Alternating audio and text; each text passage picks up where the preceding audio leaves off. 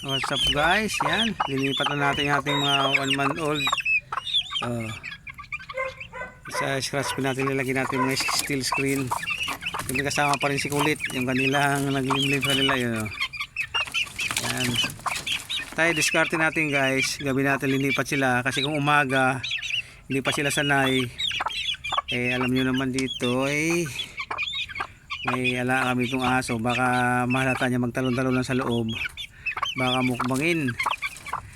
Kaya ngayong gabi kasi patulog na rin sila, pakita mo yung nanay nanayan nila, pakain na nila, painuman. Ayan, nilagyan ko na para hindi na si Mrs. magpapakain.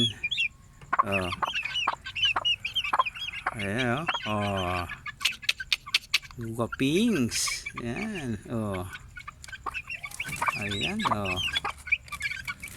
Lagyan ko ng buhangin para mas madali linisin kanila. Kasi tabi po kanilang mga ipot. Ayan napupulpug ang kanilang tagalaga. Ayun.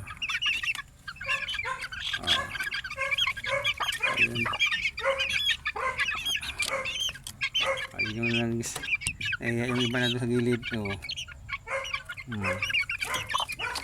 Ayan, update lang tayo guys. Ayan. Saka dinuwarming natin na sila ng Bastonero Plus.